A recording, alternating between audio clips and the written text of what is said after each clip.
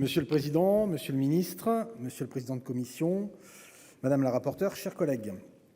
Cette proposition de loi, qui devrait bientôt être adoptée définitivement, arrive à un moment particulièrement opportun qui peut justifier cette nouvelle dérogation aux règles habituelles de la commande publique. Car les crises auxquelles l'État et les collectivités doivent faire face sont multiples. Une crise écologique d'abord, avec une nécessité d'agir qui s'impose à tous, notamment au pouvoir public. L'immobilier et les constructions représentent un tiers de la consommation d'énergie et un quart des émissions de CO2 en France. Les bâtiments publics y tiennent une grande place puisqu'ils représentent 37% du parc tertiaire national. La rénovation énergétique des bâtiments publics doit donc faire figure de priorité si le pays veut atteindre la neutralité carbone à l'horizon 2050. Elle doit aussi permettre aux Français de mieux vivre dans un pays soumis comme jamais auparavant aux aléas climatiques et notamment à des canicules répétées. Cet objectif ambitieux doit être soutenu par des actions concrètes dès aujourd'hui et la rénovation thermique en est l'un des piliers. La crise géopolitique ensuite, avec la guerre en Ukraine qui a fait grimper à des niveaux vertigineux le coût des énergies. Elle remet en question notre modèle d'approvisionnement et rend plus impérative encore la nécessité de réduire cette dépendance énergétique que nous payons si cher aujourd'hui. La crise économique qui en découle, avec une inflation record, a plongé bon nombre de collectivités territoriales dans la difficulté en multipliant par 2 ou 3 leurs factures. Elle rend plus que jamais nécessaire la réduction de nombreux postes de dépenses, au premier rang desquels l'énergie. Or, alors que les bâtiments sont responsables de 76% des consommations énergétiques des communes, les travaux de rénovation sont trop peu mis en œuvre dans le secteur public, probablement parce que le coût d'investissement est trop élevé. Il faudrait en effet dépenser la somme colossale de 500 milliards d'euros d'ici 2050 pour respecter les obligations de la loi en matière de rénovation énergétique. Une somme évidemment impossible à mobiliser pour l'État et les collectivités territoriales. Il s'agit donc ici de lever l'obstacle financier lié à cet investissement à consentir pour financer la rénovation des bâtiments publics. L'accord trouvé en CMP ne diffère presque pas du texte voté au Sénat et qui avait semblé assez satisfaisant pour qu'aucun groupe ne vote contre.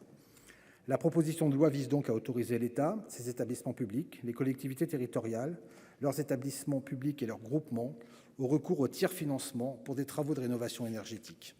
Ainsi, ils pourraient faire financer par un tiers un programme de changement d'équipement ou une rénovation de bâtiment. Une opération impossible jusqu'ici de fait des règles de la commande publique qui interdisent tout paiement différé. Car le tiers-financement prévoit qu'une fois les travaux terminés, la collectivité reverse au tiers-financeur une forme de loyer dont le montant équivaut aux économies d'énergie consécutives aux équipements installés sur une période déterminée. Il pourrait permettre aux administrations de réaliser des travaux d'envergure dont le coût serait lissé dans le temps. Si nous accueillons toujours favorablement les mesures de simplicité et d'efficacité, nous sommes également vigilants quand il s'agit d'assouplir les règles d'utilisation de l'argent public. Il ne faudrait pas, notamment pour des collectivités dont les finances sont déjà exsangues, contribuer à l'émergence de mauvaises pratiques ou de mauvaises dettes. La proposition de loi semble répondre à cette inquiétude, d'une part en prévoyant qu'il s'agit d'une expérimentation sur 5 ans. Correctement évaluée, elle nous permettra de voir si ce nouvel outil a été pris en main et s'il n'a pas engendré de difficultés inattendues.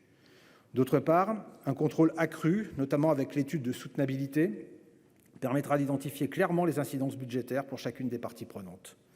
Pour conclure, l'accord trouvé en CMP nous offre un compromis satisfaisant et retient l'essentiel des apports du Sénat. Le texte qui ressortira de notre examen répond à un devoir d'exemplarité de l'État et des collectivités, à l'heure où l'on demande beaucoup aux Français pour s'adapter, voire survivre aux différentes crises que j'ai mentionnées plus tôt.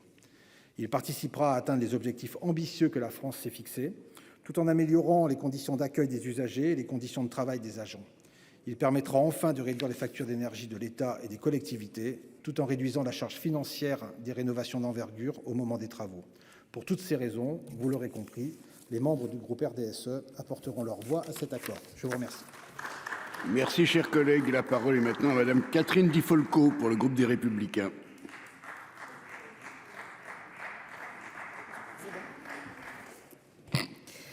Monsieur le président, monsieur le ministre, monsieur le président de la commission des lois, madame le rapporteur, chers collègues, nous examinons aujourd'hui les conclusions de la commission mixte paritaire sur cette proposition de loi qui fit l'objet d'un accord quasi